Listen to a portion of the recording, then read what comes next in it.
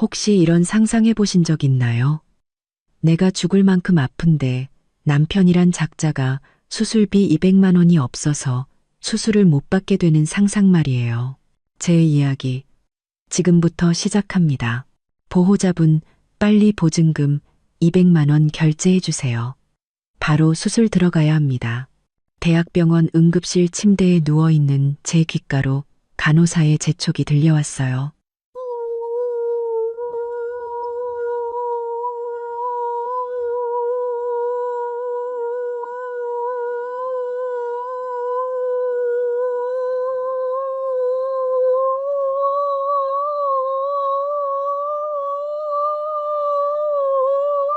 오빠, 나 급성 맹장염이래.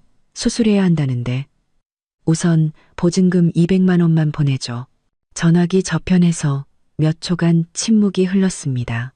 이내 민준이의 우물쭈물하는 목소리가 들려왔어요. 나 돈 없는데 이번 달 월급 어머니 드렸잖아. 어머님이 관리하고 계시다고. 저는 배를 찌르는 고통에 숨을 들이켰습니다. 당신 한 달에 860만 원이나 벌잖아. 그걸 다 드렸다고? 200만 원도 안 남기고?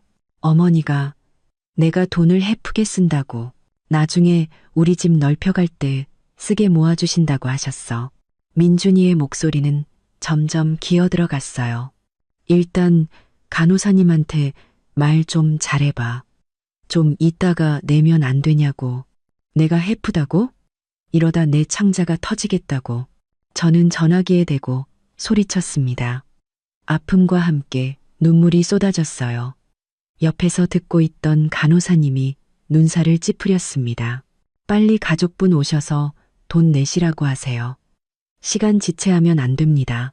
전화를 끊은 지 10분도 채 되지 않아 병실 문이 쾅 하고 거칠게 열리더니 시어머니 오정숙 여사가 과일 바구니 하나를 들고 들이닥쳤어요.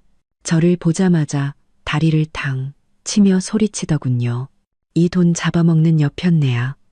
배 좀 아프다고 병원은 무슨 병원이야. 돈 버는 게 쉬운 줄 알아? 그 200만 원이면 쌀이 몇 가마니인 줄 알아. 어머니, 급성 맹장염이라 수술해야 해요. 저는 너무 아파서 말도 제대로 잇지 못했습니다. 수술? 내가 보기엔 돈 뜯어내려는 수작 같은데. 시어머니는 과일 바구니를 침대 옆 협탁에 쾅 내려놓았고 사과 몇 개가 바닥으로 굴러떨어졌습니다. 우리 민준이가 한 달에 860씩 버는 돈 다 내가 모으고 있어. 너 같은 동기신한테 한 푼이라도 줄 것 같아? 제가 보기엔 평소에 군것질이나 해대니까 배탈이 난 거지. 집에 가서 뜨거운 물이나 한 사발 마시면 나을걸. 옆 침대 아주머니가 보다 못해 한마디 거들었습니다. 아이고, 사부인. 맹장염은 놔두면 큰일 나요. 사람 잡는다고요. 댁은 뭔데 참견이야. 시어머니는 눈을 부라리며 소리쳤습니다. 우리 집이래 당신이 상관할 바 아니잖아. 그때 간호사님이 주사기를 들고 들어오며 굳은 얼굴로 말했습니다. 환자 보호자분 빨리 수납하고 오세요. 의사 선생님 기다리고 계십니다. 시어머니는 의자에 털썩 주저앉아 다리를 꼬더군요. 난 돈 없어. 낼 거면 지가 내라지. 알도 못 낳는 암탉한테 우리 김씨 집안 돈 쓰는 건 낭비야. 그 말은 비수가 되어 제 심장에 깊숙이 박혔습니다. 결혼 3년 동안 아이가 없다는 건 늘 시어머니의 공격 레퍼토리였죠. 저는 침대 시트를 꽉 움켜쥐었습니다. 손톱이 살을 파고드는 것 같았어요. 한바탕 쏘아붙이려는데 그때 전화가 울렸습니다. 엄마였어요. 서연아, 괜찮니? 수화기 넘어 엄마의 목소리는 차분했습니다. 엄마, 저는 입을 열자마자 목이 메었습니다. 이 사람들이 수술 보증금을 안 내줘. 울지 마라. 엄마가 제 말을 끊었습니다. 방금 내 통장으로 500만 원 보냈다. 우선 수술비부터 내. 그리고 명심해. 그 사람들이 무슨 말을 하든 일단은 참아. 몸부터 챙겨야지. 하지만 엄마 말 들어. 다 낫고 나면 엄마가 어떻게 해야 할지 알려줄게. 전화를 끊자마자 돈이 입금되었다는 알림이 떴습니다. 저는 다급하게 간호사를 불렀어요. 저 돈 들어왔어요. 지금 바로 낼게요. 이 말을 들은 시어머니는 벌떡 일어났습니다. 누가 돈을 줬어? 내 엄마지? 그럴 줄 알았어. 우리 민준이 돈을 왜 내가 관리하면 안 된다는 건데. 저는 시어머니를 무시하고 침대에서 내려오려고 몸부림쳤습니다. 그러자 시어머니가 갑자기 달려들어 제 핸드폰을 뺏으려고 했어요. 그 돈 다시 보내. 그건 우리 김씨 집안 돈이야. 간호사님이 급히 시어머니를 막아섰습니다. 지금 뭐 하시는 거예요? 환자 수술해야 한다고요. 옆 침대 아주머니도 와서 말렸지만 시어머니는 붙들린 채로 발악했습니다. 박서연, 이 배은망덕한 것. 우리 집에서 먹고 자면서 이제 와서 팔꿈치를 밖으로 굽혀? 내가 분명히 말하는데 그 돈 한 푼이라도 쓰기만 해봐. 당장 민준이 시켜서 너랑 이혼하게 만들 테니까. 저는 벽을 짚고 수납 창구로 걸어갔습니다. 등 뒤로 쏟아지는 욕설이 비수처럼 꽂혔어요. 복도를 가득 메운 소독약 냄새에 코끝이 시큰거렸습니다. 배에 흐르는 식은땀을 닦으며 저는 마음속으로 도끼를 품었습니다. 보증금 200만 원. 그 돈으로 한 집안의 민낯을 똑똑히 봤다. 엄마는 참으라고 했다. 좋아, 일단은 참아주지. 하지만 이 빚, 나중에 반드시 원금의 이자까지 쳐서 받아내고 말 테다. 수납을 마치고 돌아오니 시어머니는 이미 가버리고 없었습니다. 바닥에는 아까 굴러떨어진 사과들이 뒹굴고 있었죠. 저는 발치에 굴러온 사과 하나를 툭 걷어차고는 수술을 기다리며 침대에 누웠습니다. 새하얀 천장이 눈부셨어요. 저는 핸드폰에 찍힌 엄마의 메시지를 꽉 쥐었습니다. 엄마가 있잖아. 마취 주사가 들어오기 직전 제 머릿속에는 단 하나의 생각뿐이었습니다. 김민준, 오정숙, 당신들 두고 봐. 병원에서 돌아온 날 하늘은 잔뜩 흐려 있었습니다. 저는 수술 부위를 감싸 안고 현관에 들어섰죠. 시어머니 오정숙 여사가 소파에 앉아 가계부를 펼쳐놓고 주파나를 튕기고 있었습니다. 왔냐? 시어머니는 저를 흘끗 보더니 가계부를 탁자 위로 탁 던졌습니다. 병원에 3일 입원하고 80만 원 넘게 썼더구나. 다 쓸데없는 돈이야. 동네 한의원 가서 침 한 대 맞으면 될 것을. 굳이 병원 가서 칼을 대고 와?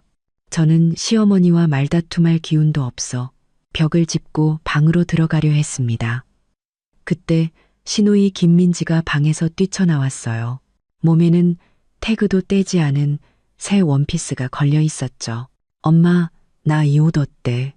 방금 백화점에서 샀어. 28만 원짜리야. 시어머니의 얼굴이 금세 활짝 폈습니다. 민지의 손을 잡고 이리저리 돌려보더군요. 어머, 예쁘다. 우리 딸은 뭘 입어도 예쁘지. 돈 모자라면 말해. 엄마가 더 보내줄게. 저는 그 모녀를 보고 속이 울렁거렸습니다. 제가 입원한 날 죽을 듯이 아파하는데도 시어머니는 보증금 200만 원을 절대로 내줄 수 없다고 했었죠. 그런데 지금 시누이 원피스 한 벌에는 눈 하나 깜짝하지 않는 겁니다. 어머니, 저는 문틀을 붙잡고 섰습니다. 저 막 퇴원해서 그런데 몸보신하게 갈비라도 좀 사서 끓여 먹어야겠어요. 시어머니의 얼굴이 순식간에 굳어졌습니다. 몸보신은 무슨. 사람은 밥심으로 사는 거야. 흰죽에 김치만 있어도 잘 살아. 그리고 너 이번 달 월급 아직 안 냈잖아. 집에 갈비 살 돈이 어디 있어? 제 월급이요? 저는 어이가 없었습니다. 저 이번 달 월급날 아직 멀었는데요. 내까지 거 월급 몇 푼이나 된다고. 시어머니는 콧방귀를 뀌었습니다. 중요한 건 민준이 월급은 다 내가 갖고 있다는 거지. 걔가 한 달에 860이나 버는데 너한테 함부로 쓰게 될 것 같아? 마침 그때 남편 김민준이 문을 열고 들어왔습니다. 제게 양복 상의를 건네주더군요. 양복을 받아들 때 주머니에 들어있던 값비싼 담뱃갑이 손에 걸렸습니다. 제가 담배 냄새를 싫어하는 걸 알면서도 그는 요즘 들어 매일 담배를 피웠습니다. 아이고, 우리 아들 왔어? 시어머니는 벌떡 일어나 민준에게 물을 따라 주었습니다. 오늘 힘들었지? 엄마가 너 좋아하는 돼지갈비찜 해놨어. 저는 심장이 쿵 내려앉는 기분이었습니다. 돼지갈비찜이라니. 그건 제가 아침에 먹고 싶다고 했던 음식이잖아요. 어머니, 저 몸이 안 좋아서 갈비탕이 먹고 싶어서요.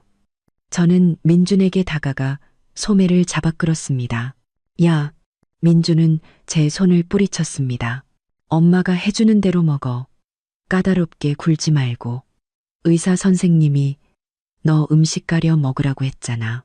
저는 그가 주방으로 들어가 커다란 그릇에 담긴 돼지갈비찜을 들고 나와 시어머니 시누이와 함께 개걸스럽게 먹는 모습을 지켜보았습니다. 갑자기 온몸에 한기가 들었어요. 분명 여름인데도 저는 겉옷을 단단히 여몄습니다. 그 후로 며칠 동안 집안의 식단은 눈에 띄게 부실해졌습니다. 아침은 흰죽과 김치, 점심은 나물 반찬, 저녁은 또 흰죽과 장아찌. 어쩌다 고기를 사와도 시장에서 마감떨이로 파는 비계 덩어리뿐이었죠. 어느 날 제가 물을 마시러 부엌에 갔다가 시어머니가 시누이와 통화하는 것을 듣게 되었습니다. 민지야, 엄마가 50만 원 보냈다. 그걸로 신상 향수 나온 거 사. 내 새언니한테는 말하지 말고. 쥐꼬리만 한 월급으로 제 한 몸 건사하기도 힘든 애가 뭘 알겠니. 저는 물컵을 쥔 손에 힘을 주었습니다. 유리컵이 부서질 것 같았어요. 그날 저녁 민준이 퇴근했을 때 저는 이 일을 꺼냈습니다. 그는 TV를 보며 건성으로 대답했어요. 엄마가 딸 챙겨주는 게 뭐가 어때서 그래. 당신이 새언니니까 좀 너그럽게 생각해. 그리고 어머니가 가진 돈이 우리 돈이지 남의 돈이야? 우리 돈. 저는 기가 막혀 웃었습니다. 그럼 내가 입원했을 때는 왜 한 푼도 안 꺼내주셨는데. 김민준, 당신 한 달에 860만 원이나 벌어서 어머니 다 드리고 나는 갈비 한 번 사 먹을 돈이 없어. 이게 말이 된다고 생각해? 좀 조용히 해. 민준이 벌떡 일어났습니다. 어머니 들으시면 어쩌려고 그래. 다 우리 좋으라고 돈 모아주시는 거잖아. 나중에 애 낳으면 돈 들어갈 때가 얼마나 많은데 돈을 모은다고? 저는 식탁 위 김치 그릇을 가리켰습니다. 돈을 모아서 결국 내가 먹는 게 고작 이거야? 김민준, 당신 양심에 손을 얹고 말해봐. 이게 사람 사는 꼴이야? 그는 아무 말 없이 서재문을 쾅 닫고 들어가 버렸습니다. 저는 굳게 닫힌 문을 보며 끝내 눈물을 터뜨렸습니다. 이 남자가 제가 엄마의 반대를 무릅쓰고 선택한 남자라니. 다음 날 아침 저는 시장에 갔다가 정육점 앞에서 주인과 실랑이를 벌이는 시어머니를 보았습니다. 가장 싼 삼겹살 한 근을 사려고 값을 깎고 있었죠. 아주머니, 이거 신선하지도 않은 거니까 그냥 5천 원에 가져가세요. 시어머니가 망설이는 사이 제가 다가가 2만 원짜리 지폐를 꺼내 보였습니다. 사장님, 저 갈비 2근 주세요. 제일 좋은 걸로요. 주인은 한박 웃음을 지으며 고기를 저울에 달았습니다. 그런데 시어머니가 갑자기 제 손에서 갈비가 든 봉투를 낚아채더니 정육점 진열대에 던져버렸습니다. 이렇게 비싼 걸 왜 사? 아껴 쓸 줄을 몰라. 제가 번 돈으로 제가 사 먹겠다는데 어머니가 무슨 상관이세요? 저는 차갑게 쏘아 붙였습니다. 내 돈이 민준이 돈이지. 이 돈귀신아, 네가 애라도 낳을 줄 알면 내가 이러지도 않아. 당장 우리 집에서 쫓아내버릴 테다. 주변 사람들이 웅성거리며 쳐다봤습니다. 얼굴이 화끈거렸어요. 제가 따지려고 하는 순간 전화가 울렸습니다. 엄마였어요. 네, 엄마. 제 목소리는 이미 울먹이고 있었습니다. 서연아, 엄마가 200만 원 보냈다. 받아. 그 사람들이랑 싸우지 말고 먹고 싶은 거 사 먹고 마시고 싶은 거 마셔. 엄마 말 명심해. 참으라고. 전화를 끊자 통장에 돈이 들어왔다는 알림이 떴습니다. 갑자기 배짱이 생겼어요. 저는 바닥에 떨어진 갈비를 주워들고 값을 치렀습니다. 그리고 시어머니의 분노에 찬 시선을 뒤로하고 당당하게 시장을 빠져나왔습니다. 엄마가 참으라고 한 건 나약해지라는 뜻이 아니었습니다. 힘을 비축하라는 뜻이었죠. 언젠가 반드시 저들에게 제가 만만한 사람이 아니라는 걸 보여줄 겁니다. 갈비를 들고 집으로 가는 길, 갑자기 구름 사이로 해가 쨍하게 비쳤습니다. 등이 따가웠어요. 저는 갈비가 든 봉투를 단단히 여미며 저녁에 끓일 옥수수 갈비탕을 생각했습니다. 기름기는 깨끗이 걷어내야지. 안 그러면 시어머니가 또 잔소리를 할 테니까. 집에 들어서자 현관에는 못 보던 새 하이힐이 놓여 있었습니다. 굽이 송곳처럼 뾰족했어요. 거실에서 얼굴에 녹색 팩을 붙인 시누이 민지가 고개를 내밀었습니다. 제 손에 들린 갈비를 보더니 피식 웃더군요. 어머, 새언니. 돈벼락이라도 맞았나 봐. 갈비도 다 사오고. 민지는 팩을 떼어내며 보라색 아이섀도를 칠한 눈으로 저를 쏘아봤습니다. 근데 그 갈비 별로 신선해 보이지도 않네. 어제 엄마랑 백화점 갔더니 거기 스테이크는 진짜 맛있던데. 한 덩이에 3만 원이 넘더라. 저는 시누이를 무시하고 곧장 부엌으로 갔습니다. 갈비를 싱크대에 내려놓자마자 거실에서 시누이가 시어머니에게 애교 부리는 소리가 들렸어요. 엄마, 내 가방 낡았단 말이야. 어제 본 신상 120만 원밖에 안 하던데. 사주면 안 돼? 사야지. 그럼 우리 딸이 원하면 엄마가 다 사줘야지. 오빠 월급날 되면 바로 사러 가자. 엄마 최고. 민지의 목소리는 느끼할 정도로 달콤했습니다. 어떤 사람처럼 싸구려나 사입고 다니는 거랑은 차원이 다르다니까. 꼭 시장 좌판에서 장사하는 사람 같아. 저는 식칼을 쥔 손에 힘을 주었습니다. 칼이 도마에 부딪히며 탕하는 소리를 냈어요. 그 소리를 들은 민지가 일부러 부엌으로 들어왔습니다. 새언니, 이것 좀 봐. 그녀는 손목에 찬 금팔찌를 흔들어 보였습니다. 이거 엄마가 며칠 전에 사준 거야. 20g도 넘어. 새언니 결혼할 때 친정에서 은팔찌 하나 해줬다면서? 쯧쯧. 비교가 안 되네. 그 은팔찌는 외할머니가 물려주신 유품이었습니다. 값비싼 건 아니었지만 10년 넘게 제 손목을 지켜준 소중한 물건이었죠. 저는 민지의 금팔찌를 보며 입원하던 날 단돈 200만 원이 없다고 악을 쓰던 시어머니의 얼굴을 떠올렸습니다. 넌 참 돈 쉽게 버네. 그게 다 누구 돈인데. 제가 갈비를 토막내며 퉁명스럽게 말했습니다. 오빠 돈이 내 돈이지. 민지는 즉시 발끈했습니다. 오빠가 그랬어. 하나밖에 없는 동생 있나? 아니면 누굴 챙기겠냐고. 새언니처럼 애도 못 낳으면서 우리 집 자리만 차지하고 있는 사람보단 낫지.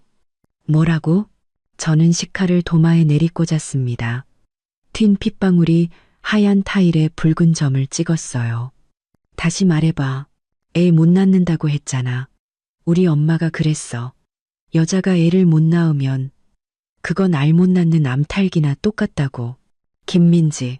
제가 달려들어 그 애의 입을 찢어버리려는 순간 마침 들어오던 민준이 저를 가로막았습니다.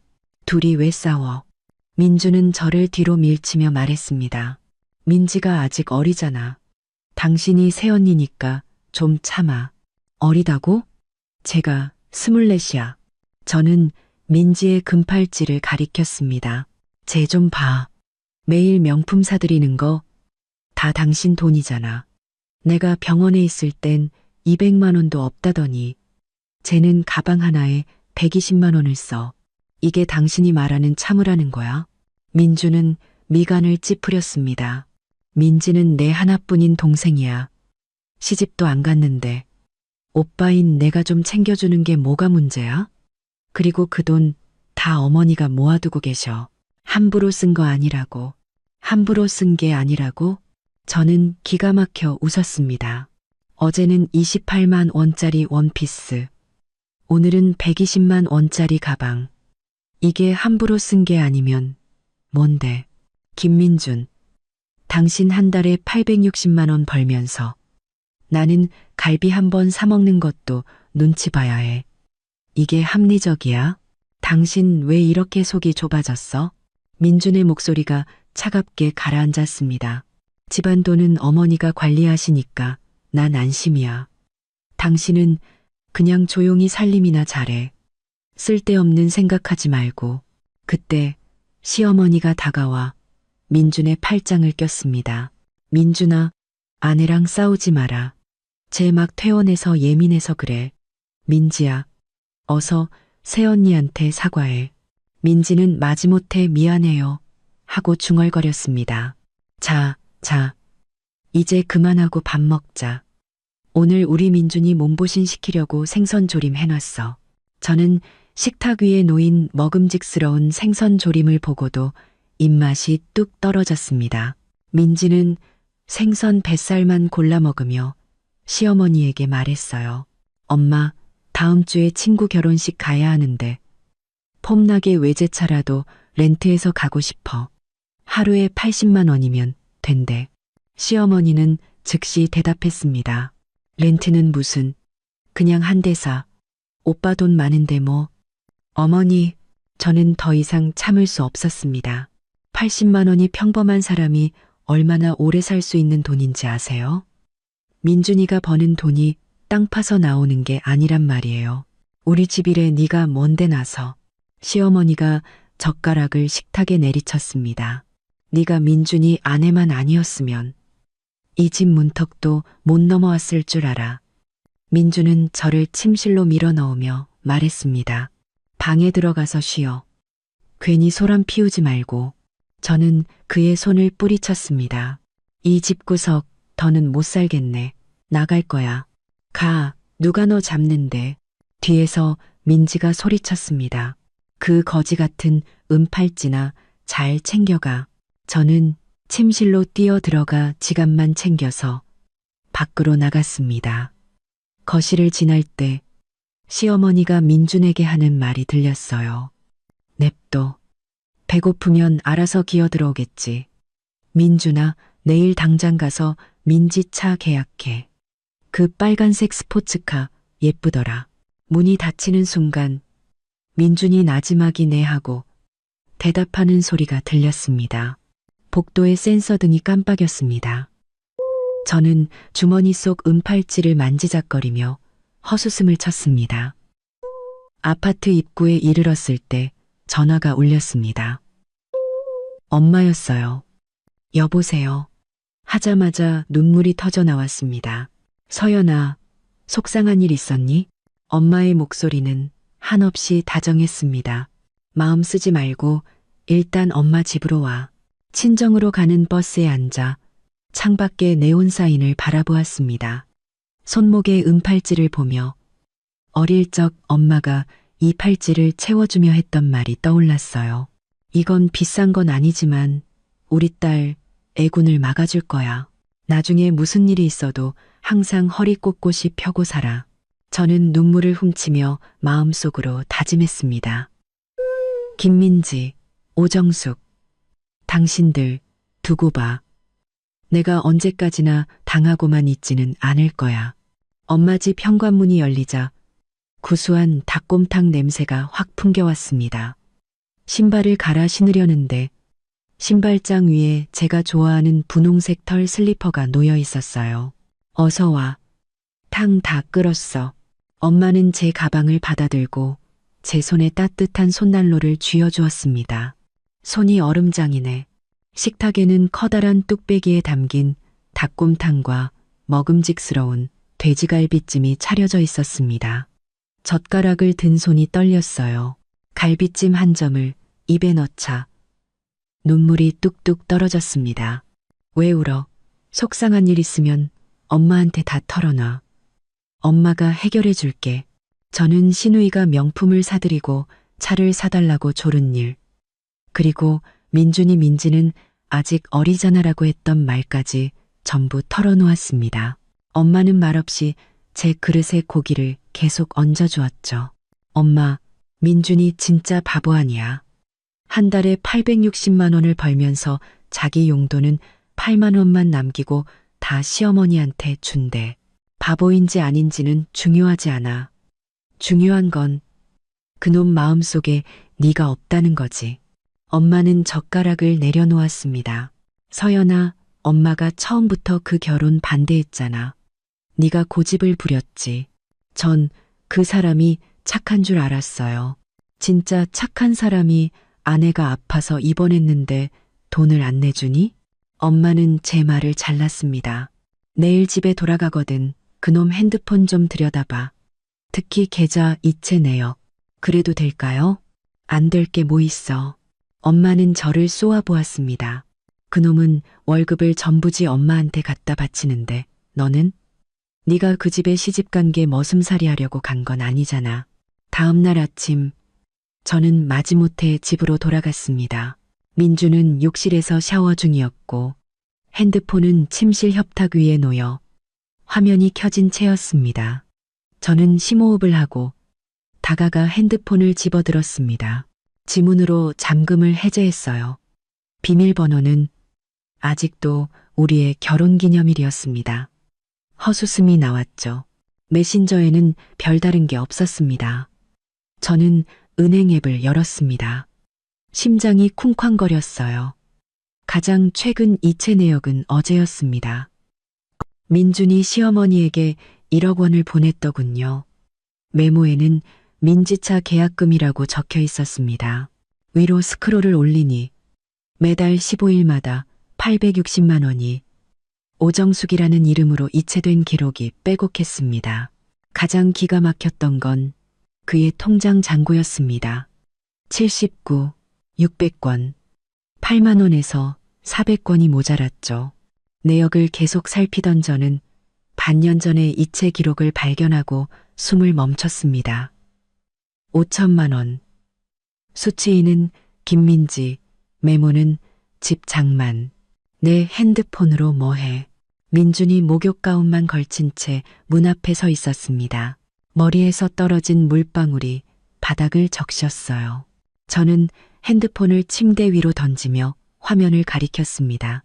이 5천만 원, 뭐야. 김민지가 집 사는데 왜 당신 돈을 써? 그리고 이 매달 860만 원은 또 뭐고? 당신 나를 바보로 알아? 민준의 얼굴이 시뻘개졌습니다. 내 핸드폰 훔쳐봤어. 훔쳐보지 않았으면 당신이 날 어떻게 생각하는지 영영 몰랐을걸. 저는 분노로 몸을 떨었습니다. 내가 입원했을 땐 200만 원도 없다더니 돌아서서는 동생 집 사주는데 5천만 원을 써? 김민준, 당신 양심이 있긴 해? 그건 어머니가 보내라고 하셔서 그런 거야. 민준이 소리쳤습니다. 민지는 내 하나뿐인 동생이라고. 걔 결혼하려면 집 한 채는 있어야 할 거 아니야. 오빠인 내가 좀 보태주는 게 뭐가 어때서. 보태줘?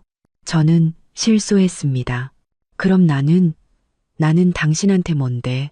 당신은 내 아내잖아. 그는 저를 안으려고 다가왔습니다. 왜 민지랑 비교를 해? 나중에 우리한테 아이가 생기면 어머니가 분명히 그 돈 다 우리한테 돌려주실 거야. 돌려준다고. 저는 그를 밀쳐냈습니다. 어머니는 당신 돈으로 민지 명품 사주고 어제는 스포츠카 사주겠다고 했어. 당신은 알아? 민주는 멍하니 서 있었습니다. 어머니가 그런 말은 안 하셨는데 당연히 안 하시겠지. 저는 그의 코앞에 손가락을 들이밀었습니다. 어머니는 당신을 현금 인출기로 민지를 공주님으로 생각하고 나는 나는 그냥 이 집의 식모일 뿐이야. 말도 안 되는 소리 하지 마. 민준의 목소리가 싸늘해졌습니다. 우리 엄마는 그런 분 아니야. 다 이 집안을 위해서 그러시는 거라고. 이 집안을 위해서. 저는 그의 핸드폰을 집어들고 밖으로 뛰쳐나갔습니다. 좋아. 당신 어머니가 어떻게 이 집안을 위하는지 내가 똑똑히 보여줄게. 민준이 뒤따라오며 소리쳤습니다. 어디가? 핸드폰 내놔. 저는 거실로 달려가 시어머니와 민지가 과일을 먹고 있는 탁자 위로 핸드폰을 내던졌습니다. 5천만 원 이체 내역을 띄워놓고 소리쳤죠. 어머니, 말씀 좀 해보세요. 민준이가 민지 집 사주는데 5천만 원을 썼는데 제가 입원했을 땐 200만 원이 없었대요. 이게 대체 어떻게 된 일이에요? 시어머니는 핸드폰을 민준의 품에 떠넘기고는 저를 향해 악을 썼습니다. 이 대바라진 것. 우리 집 돈을 누구한테 주든 네가 무슨 상관이야. 민준아, 얘 당장 쫓아내. 민지는 팔짱을 낀 채 비웃었습니다. 새언니, 그만 좀 해요. 오빠, 돈이 내 돈이지. 아무리 소리쳐봐야 소용없어요. 민주는 실망 가득한 눈으로 저를 쳐다봤습니다. 당신 정말 실망이다. 저는 이 가족의 뻔뻔함에 헛웃음이 나왔습니다. 뒤돌아 현관으로 향하는데 시어머니가 민준에게 말하는 소리가 들렸어요. 제 짐 다 내다 버려. 꼴도 보기 싫으니까. 아파트 입구 벤치에 앉아 꼬박 오후를 보냈습니다. 가을바람의 낙엽이 제 신발 위로 흩날렸어요. 핸드폰은 민준의 전화로 수없이 울렸지만 단 한 번도 받지 않았습니다. 저녁 무렵 엄마에게서 전화가 왔습니다. 목소리는 감정이 느껴지지 않았어요. 엄마 집에 와서 밥 먹어라. 너 좋아하는 갈비찜 해놨다. 엄마 집 앞에 도착하니 엄마가 두꺼운 외투를 들고 서 있었습니다. 입어, 감기 걸리겠다. 엄마가 제 어깨에 외투를 걸쳐주자 옅은 나프탈렌 냄새가 났습니다. 식탁에서 엄마는 민준이나 시어머니에 대한 이야기는 한마디도 꺼내지 않았습니다. 그저 제 어린 시절 이야기만 했죠. 제가 3살 때 몰래 소주를 마시고 취해서 전봇대를 붙잡고 엄마를 불렀던 일, 초등학교 때 전교 1등을 하고는 상장을 굳이 화장실 문 뒤에 붙여놨던 일 같은 것들이요. 이야기를 듣다 보니 어느새 눈물이 흘렀습니다. 울어라. 실컷 울고 정신 차리고 할 일 해야지. 밥을 다 먹고 엄마는 저를 서재로 불렀습니다. 금고를 열어 서류 뭉치를 꺼내더군요. 이건 네가 결혼하기 전에 내가 변호사한테 준비해두라고 한 거다. 엄마는 맨 위 서류를 가리켰습니다. 이 집 내가 전액 현금으로 산 거야. 내 이름으로. 그놈들한테는 그냥 잠시 살게 해준 것뿐이고 저는 멍하니 서 있었습니다. 엄마, 이걸 왜? 나는 처음부터 오정숙 그 여자가 보통 내기가 아니란 걸 알았어. 엄마는 다른 서류를 꺼내 보였습니다. 이건 네가 매달 민준이한테 줬던 생활비 내역이야. 회계사 시켜서 정리해뒀어. 총일 560만 원이더구나. 제 돈 얼마 안 되는데 그것도 내 피 같은 돈이지. 엄마는 제 말을 끊었습니다. 서연아, 엄마 말 들어. 오늘부터 네 월급 통장 네가 다시 가져와. 그리고 어떻게든 민준이 월급 명세서랑 오정숙이 민지한테 돈 쓴 증거들을 모아. 그런 걸 모아서 뭐 하게요? 뭐 하긴. 엄마는 날카로운 눈으로 저를 보았습니다. 때가 되면 받아낼 건 다 받아내야지. 그놈이 한 달에 860이나 벌면서 왜 내 딸이 이런 수모를 겪어야 해. 엄마는 제 손에 녹음기 하나를 쥐어주었습니다. 내일 돌아가. 가서 평소처럼 밥 먹고 지내. 싸우지 말고. 이 녹음기 가방에 넣어두고 항상 켜놔. 그 집이라는 곳에 돌아왔을 땐 거의 자정이 다 된 시간이었습니다. 민주는 거실 소파에 앉아 있었고 앞에는 빈 술병이 놓여 있었죠. 어디 갔다 왔어? 저는 신발을 갈아 신고 곧장 침실로 향했습니다. 서연아, 내가 잘못했어. 민준이 술기운이 섞인 목소리로 따라 들어왔습니다. 당신이랑 싸우면 안 됐어. 어머니가 당신한테 그렇게 말하게 둬서도 안 됐고, 화 풀면 안 될까? 저는 그를 무시하고 침대에 누워 천장만 바라봤습니다. 어둠 속에서 민준이 한숨을 쉬고는 소파에 눕는 소리가 들렸습니다. 다음 날 아침, 제가 일어났을 때 민준은 이미 출근하고 없었습니다. 시어머니는 부엌에서 아침을 준비하며 저를 보고는 뜻밖의 미소를 지었습니다. 서연아, 일어났니? 어서 와서 밥 먹어. 너 주려고 달걀 프라이 해놨다. 식탁에 앉은 민지는 새 가방을 만지작거리며 저를 보고는 콧방귀를 뀌었습니다. 가식적이긴 시어머니는 민지를 째려보더니 제 밥그릇에 달걀을 얹어주었습니다. 서연아, 어제는 엄마가 잘못했다. 마음에 담아두지 마라. 민준이가 그러는데 앞으로 매달 너한테 용돈으로 50만 원씩 주겠다고 하더라. 속으로 비웃었습니다. 50만 원이라.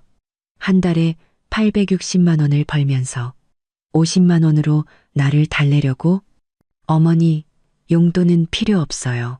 저는 죽을 한 숟갈 뜨고는 일부러 목소리를 높였습니다.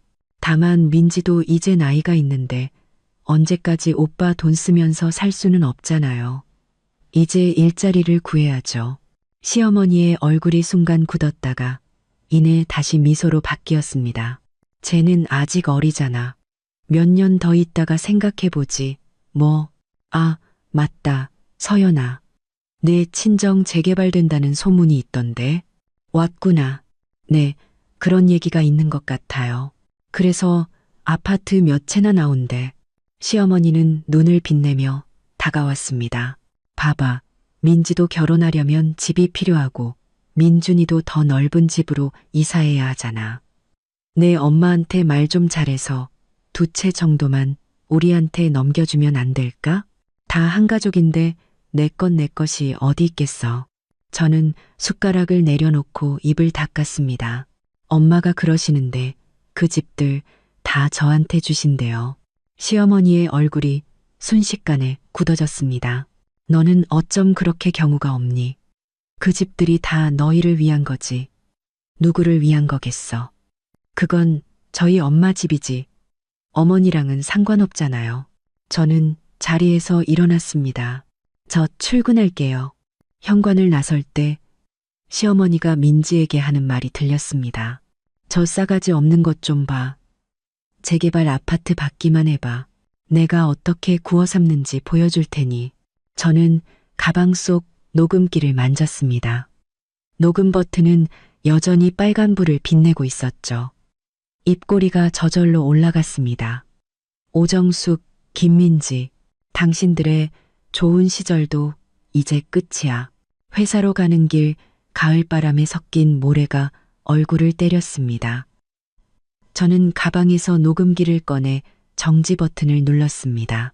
방금 시어머니가 했던 말, 재개발 아파트 받기만 해봐.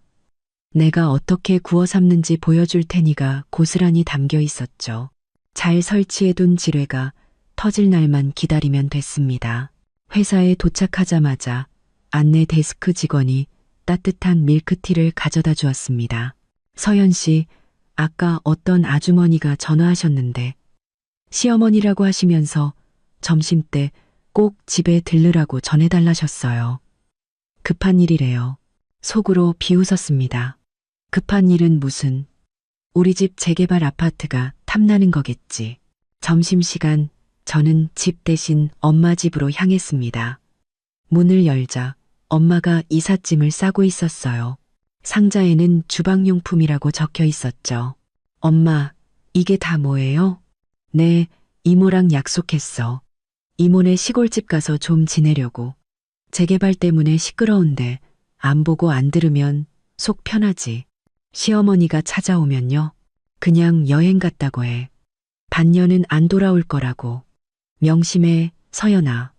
그 여자가 무슨 말을 하든 절대 흔들리면 안 돼. 아파트 문제는 한치의 양보도 없어. 엄마 집에서 나와 저는 시장에 들러 훈제 오리를 한 마리 샀습니다. 오리를 들고 집에 도착하니 복도에서 시어머니가 이웃과 수다 떠는 소리가 들렸습니다. 아이고, 우리 사부인이 어찌나 깍듯하신지 재개발 아파트 2채나 우리한테 주겠다고 하시는 거 있죠. 사실 제가 그 집이 탐나서 그러겠어요? 다 우리 민지 시집 갈 때 쓰려고 그러지. 이웃은 웃으며 말했습니다.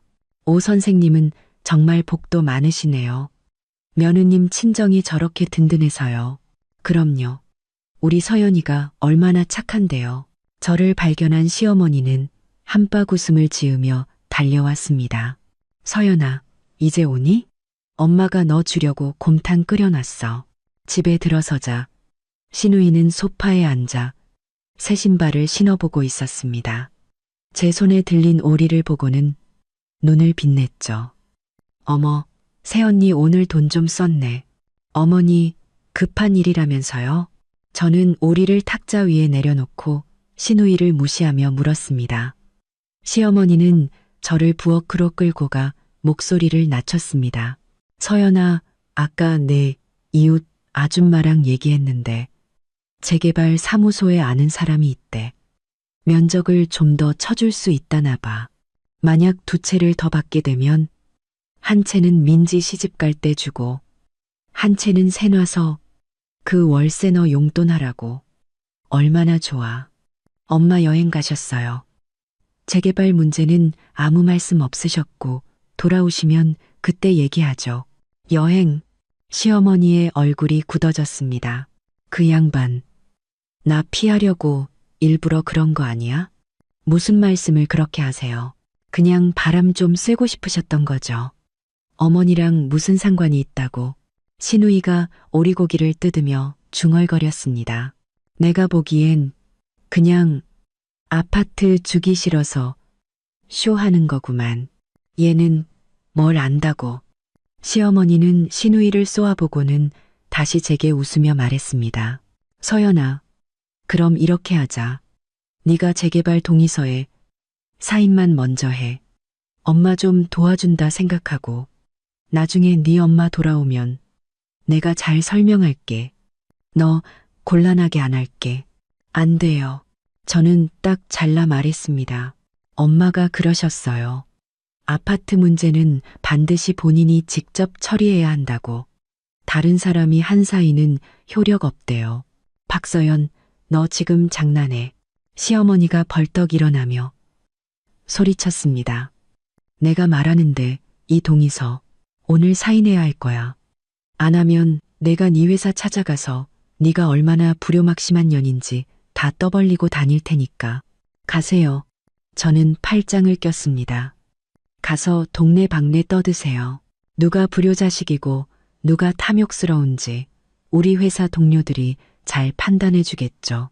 너, 시어머니는 분노로 손을 떨었습니다. 당장 이 집에서 나가. 이 집, 저희 엄마 집이에요.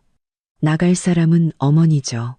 저는 핸드폰을 꺼내 녹음 파일을 재생했습니다. 아까 시어머니가 이웃과 나누던 대화가 흘러나왔죠. 어머니가 방금 이웃한테 저희 엄마가 아파트 2채를 준다고 했다는 말, 제가 사인해야 한다는 말, 전부 녹음했어요. 제 회사에 찾아오시면 이 녹음 파일 이웃들한테 다 들려줄 거예요. 시어머니의 얼굴이 새하얗게 질렸습니다. 시누이도 오리고기를 뜯던 손을 멈추고 저를 멍하니 쳐다봤어요. 그리고 저는 시누이에게 다가가 그녀의 새 신발을 가리켰습니다. 이 신발 김민준 씨 월급으로 산 거죠? 한 달에 860만 원 버는 돈. 당신들 모녀가 다 흥청망청 쓰고 정작 본인은 8만 원으로 살아요. 양심에 찔리지도 않아요? 오빠가 사주고 싶어서 사준 건데 네가 무슨 상관이야. 상관이 왜 없어. 저는 비웃었습니다.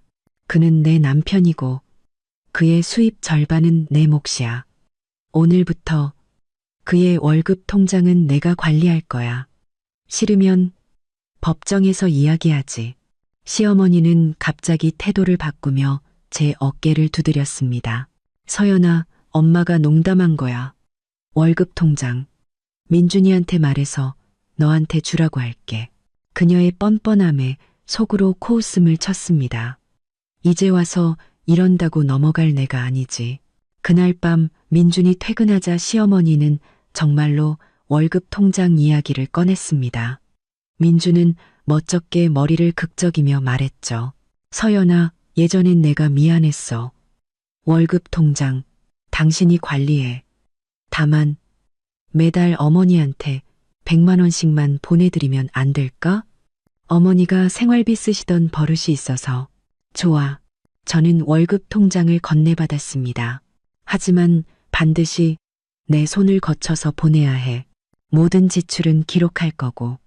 그리고 김민지 씨한테는 이 통장에서 단 한 푼도 나갈 수 없어. 민주는 잠시 망설이다 고개를 끄덕였습니다. 저는 차가운 플라스틱 카드를 가방에 넣으며 생각했습니다. 이건 시작일 뿐이라고. 오정숙과 김민지의 계산속이 이걸로 끝날 리 없었죠. 하지만 이제 두렵지 않았습니다. 내 손에 무기가 쥐어졌으니 이제는 내가 반격할 차례였습니다. 깊은 밤 저는 침대에 누워 민준이 거실에서 통화하는 소리를 들었습니다. 목소리를 잔뜩 낮추고 있었죠. 엄마, 걱정하지 마세요. 방법이 있어요. 재개발 아파트 꼭 받아낼 수 있다고요. 저는 조용히 녹음기 스위치를 켰습니다. 어둠 속에서 입꼬리가 차갑게 올라갔습니다. 전화를 끄는 민주는 조심스럽게 침실로 들어왔습니다. 저는 눈을 감고 자는 척했죠. 그가 한참을 침대 옆에 서 있다가 제 이불을 살며시 끌어올려주는 것을 느꼈습니다. 어둠 속에서 녹음기를 쥔 제 손바닥은 땀으로 축축했습니다. 다음 날 아침 저는 은행으로 가 3년치 거래 내역을 전부 출력했습니다. 신우이에게 용돈 명목으로 들어간 돈만 해도 1억이 넘었습니다. 저는 그 종이들을 접어 가방 깊숙이 넣었습니다. 집으로 가는 길 시장 스피커에서 신선한 갈비 한 근에만 5,000원 하는 소리가 흘러나왔습니다. 저는 걸음을 멈추고 입원했던 날 흰죽에 김치만 먹어도 잘 산다고 했던 시어머니의 말을 떠올렸습니다. 집에 들어서자 시어머니는 소파에 앉아 돈을 세고 있었습니다. 저를 보자 황급히 돈을 방석 밑에 숨겼죠. 서연아, 민준이한테 들었는데 네가 월급 통장 가져갔다며? 엄마가 너희 돈 관리하려는 게 아니라 네가 젊어서 돈을 막 쓸까봐 걱정돼서 그런 거야. 걱정 마세요. 저 돈 막 안 써요. 저는 사온 채소를 부엌에 내려놓으며 일부러 목소리를 높였습니다. 아, 어제 엄마랑 통화했는데 재개발 아파트 문제 상의해 볼 수 있대요. 시어머니는 벌떡 일어났습니다. 방석 밑에 있던 돈이 우수수 떨어졌죠. 정말? 네 엄마가 몇 채 준대. 민지가 결혼해야 하니 우선 한 채는 민지 신혼집으로 주실 수 있대요. 다만 엄마가 여행에서 돌아오시면 직접 서류 처리해야 한다고 하셨어요. 방에서 신우이가 뛰쳐나왔습니다. 진짜야, 새언니? 거짓말 아니지? 내가 왜 거짓말을 해? 다만 엄마 조건이 하나 있어. 민준 씨랑 같이 공증사무소에 가서 이 집은 민지한테 주는 거고 다른 사람이랑은 아무 상관없다는 증명을 해야 한대. 시어머니는 눈알을 굴리더니 말했습니다. 좋아.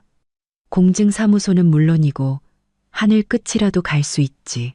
속으로 비웃었습니다. 기다렸던 말이야. 그날 밤 민준이 퇴근하자 시어머니는 이 일을 전하며 제 엄마가 얼마나 사려 깊은지 침이 마르게 칭찬했습니다. 민준은 놀란 눈으로 저를 봤죠. 정말 엄마 설득한 거야? 네. 그래도 한 가족이잖아요. 저는 그에게 밥을 차려주며 말했습니다. 대신 엄마가 월급 통장 문제부터 깔끔하게 정리해야 안심하시겠대요. 지난 3년간의 내역을 봐야 마음이 놓이신다고. 민주는 잠시 망설이다 대답했습니다. 알았어. 보고 싶으면 봐. 어차피 다 정당하게 쓴 거니까. 제가 원했던 건 바로 그 말이었습니다. 다음 날, 저는 그가 출근한 틈을 타 은행에서 3년치 거래 내역을 모두 복사했습니다. 30장이 넘는 종이에는 신우이에게 보낸 돈은 생활비로, 시어머니에게 보낸 돈은 가정용으로 찍혀 있었지만 정작 저에게 쓴 돈은 다 합쳐도 2천만 원이 채 되지 않았습니다. 점심때 집에 돌아오니 시어머니는 부엌에서 닭백숙을 끓이고 있었습니다. 서연아, 어서 와서 엄마가 끓인 오골계탕 좀 먹어. 몸보신해야지. 너랑 민준이도 이제 애를 가져야지. 애가 있어야 집안이 시끌벅적하고 좋지. 옆에서 핸드폰을 만지작거리던 신우이가 불쑥 말했습니다. 새언니, 나 새집 생기면 오빠한테 차 사달라고 할 거야. 그때 새언니 태우고 드라이브 시켜줄게. 그래, 좋지. 저는 닭고기를 뜯으며 속으로 시간을 계산했습니다. 아, 어머니. 엄마가 다음 주 수요일에 돌아오신대요. 그날 공증사무소에서 보자고 하셨어요. 알았다, 알았어. 시어머니는 입이 귀에 걸렸습니다. 저는 그들 모녀가 부산을 떠는 모습을 보며 조용히 복사해온 거래 내역과 녹음기를 가방에 챙겼습니다. 약속한 수요일, 우리는 공증사무소 앞에 도착했습니다. 시어머니는 신우이를 데리고 사부인께 드릴 꽃을 사야겠다며 옆 꽃집으로 들어갔죠. 민준과 단둘이 남게 되자 그가 제 손을 잡았습니다. 서연아, 고마워. 뭐가요? 이렇게 우리 집을 생각해줘서. 저는 그의 손을 빼내며 머리를 정리하는 척했습니다. 일단 일부터 처리하죠. 공증인이 서류를 꺼내자마자 시어머니가 말을 가로챘습니다. 저희는 증여 공증하러 왔어요. 우리 서연이 엄마가 재개발 아파트를 우리 민지한테 증여하기로 했거든요. 증여가 아닌데요. 저는 시어머니의 말을 끊고 핸드폰 녹음 파일을 재생했습니다. 저희 엄마는 빌려주는 거라고 하셨어요. 민지가 결혼해서 자리 잡으면 다시 돌려받는 조건으로요. 녹음 파일에서 엄마의 목소리가 선명하게 흘러나왔습니다. 시어머니의 얼굴이 새하얗게 질려 제 핸드폰을 빼서 던지려 했지만 공증인에게 저지당했죠. 박서연, 너 나를 속였어. 시어머니는 저를 향해 악을 썼습니다. 신우이도 달려들어 제 머리채를 잡으려고 했어요. 민주는 얼굴이 불그락푸르락해진 채 그 자리에 서 있었습니다. 저는 그를 보며 말했습니다. 똑똑히 들었죠? 당신을 속인 건 제가 아니라 이 사람들이에요. 저는 복사해온 거래 내역을 그의 앞에 던졌습니다. 이것 좀 봐요. 3년 동안 당신 어머니와 동생한테 쓴 돈이 10억이 넘어요. 저한테는 2천만 원도 안 썼으면서. 김민준, 이게 당신이 말하는 한가족인가요? 주변 사람들이 웅성거리기 시작했습니다. 시어머니는 민준의 팔에 매달려 울부짖었죠. 민준아, 제 말 믿으면 안 돼. 제가 재개발 아파트 독차지하려고 저러는 거야. 그만. 민준이 갑자기 소리쳤습니다. 저는 그를 등지고 문 밖으로 걸어나갔습니다. 계단을 내려서는데 뒤에서 공증인이 외쳤어요. 손님, 서류 안 가져가세요. 필요 없어요. 저는 뒤도 돌아보지 않았습니다. 어차피 그들의 것이 될 수 없는 것들이었으니까요. 밖에는 비가 내리고 있었습니다. 가방 속에 든 서류와 녹음기가 든든하게 느껴졌습니다. 그때 엄마에게서 메시지가 왔습니다. 잘했다. 저는 비를 맞으며 웃었습니다. 경찰차가 떠나자마자 제 핸드폰은 불이 났습니다. 김민준의 전화가 쉴 새 없이 걸려왔지만 저는 전원을 꺼버리고 하던 일을 마저 했습니다. 퇴근길 회사 로비에서 머리가 헝클어진 채 저를 기다리는 민준을 발견했습니다. 엄마랑 민지는 어딨어? 당신이 어떻게 한 거야? 파출소요. 공공질서 문란으로 조사받고 있겠죠. 박서연, 그의 눈은 핏발이 서 있었습니다. 꼭 이렇게까지 해야 했어? 내가 한 게 아니죠. 저는 가방에서 핸드폰을 꺼내 신우이와 사기꾼의 대화가 담긴 녹음 파일을 틀어주었습니다. 당신 어머니와 동생이 내 돈 5억을 빼돌려서 사기꾼한테 투자하려고 했어요. 이게 내가 한 짓이에요? 녹음 내용을 들은 민준의 얼굴은 새하얗게 질렸습니다. 그는 한참을 그 자리에 멍하니 서 있다가 갑자기 파출소로 달려갔습니다. 다음 날 변호사에게서 연락이 왔습니다. 민준이 시어머니와 시누이를 보석으로 빼냈지만 그 둘이 파출소에서 저를 무고죄로 고소하겠다며 난리를 쳤다는 것이었습니다. 고소하라고 하세요. 증거는 차고 넘치니까. 얼마 후 그 사기꾼이 체포되었다는 소식도 들려왔습니다. 시누이가 건넨 계약금은 돌려받기 힘들 거라고 했습니다. 예상했던 바였습니다. 며칠 후 저는 회사 식당에서 민준과 마주쳤습니다. 그는 제발 월급 통장 동결을 풀어달라고 애원했습니다. 어머니와 동생이 잘못했다고, 다시는 그러지 않겠다고 빌었다는 것이었죠. 심지어 그들이 저를 속이려 한 것은 제 어머니가 꾸민 일이라는 말까지 했습니다. 어이가 없었습니다. 김민준, 우리 이혼해요. 그의 눈이 커졌습니다. 당신 마음속엔 어머니와 동생뿐, 저는 없어요. 이제 지쳤어요. 이혼하자는 말을 전하고 며칠 뒤 민준이 회사에서 정직 처분을 받았다는 소식을 들었습니다. 그가 회사 공금을 횡령했다는 것이었죠. 제게 전화한 그는 울먹이며 잠시 쓰고 돌려놓으려던 돈이었다며 제발 돈을 빌려달라고 애원했습니다. 시누이에게 사준 집을 팔아서 갚으라고 하자 그는 그건 동생의 결혼 자금이라며 팔 수 없다고 했습니다. 저는 그날 바로 짐을 싸서 엄마 집으로 돌아왔습니다. 그날 밤 민준과 시어머니, 시누이가 찾아와 문을 두드리며 돈을 갚으라고 소리쳤지만 저는 경찰에 신고하겠다며 그들을 쫓아냈습니다. 다음 날 변호사에게서 민준이 집을 팔기로 했다는 연락을 받았습니다. 엄마 집에 돌아온 날 햇살은 따스했고 부엌에서는 제가 가장 좋아하는 연근 갈비탕 냄새가 풍겼습니다. 제 방에는 아빠가 쓰시던 낡은 책상이 깨끗하게 닦여 있었죠. 그때 변호사에게서 전화가 왔습니다. 민준의 집이 2억 8천만 원에 팔렸지만 횡령액은 3억 5천이라 7천만 원이 부족하다는 것이었습니다. 민준은 제게 전화를 걸어 7천만 원을 빌려주지 않으면 회사에 찾아가 제가 불륜을 저질렀다고 소문을 내겠다고 협박했습니다.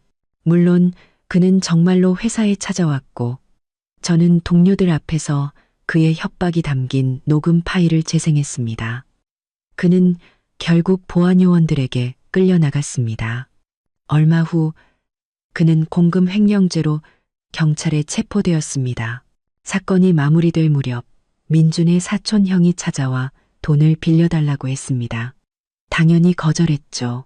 시누이는 명품을 사느라 진 카드빚 때문에 은행에 고소당했고 시어머니는 월세를 못 내 집에서 쫓겨나 노숙자 신세가 되었다는 소식을 들었습니다. 그리고 오늘 저는 민준과 법적으로 완전히 남남이 되었습니다. 민사소송에서도 이겨 그가 제게서 빼돌렸던 돈도 모두 돌려받게 되었죠. 법원에서 나오자 얼마 전부터 눈에 띄게 추워진 날씨에 눈발이 흩날리기 시작했습니다. 저는 이혼 서류가 든 가방을 꽉 쥐고 버스에 올랐습니다. 창밖으로 은행 ATM 부스 안에서 추위에 떨고 있는 민준과 시어머니, 그리고 어디서 맞았는지 얼굴에 멍이 든 시누이의 모습을 보았습니다. 그들은 저를 발견하고 소리쳤지만 버스는 이미 출발한 뒤였습니다. 핸드폰을 확인하니 엄마의 메시지가 와 있었습니다. 다 끝났지? 엄마가 양고기 탕 끓여놨다. 어서 와서 먹어. 그리고 변호사님이 그러는데 민준이가 빼돌린 돈 일부가 회수돼서 네가 받아야 할 돈은 다 받게 됐대. 이제 다 끝났으니 뒤돌아보지 말고 앞만 보고 가. 저는 창밖을 내다보았습니다. 거리를 밝히는 가로등 불빛이 따스한 진주 목걸이처럼 보였습니다. 과거의 나쁜 일들은 모두 저 눈송이처럼 녹아 사라질 겁니다. 제 인생은 이제 막 따뜻해지기 시작했습니다.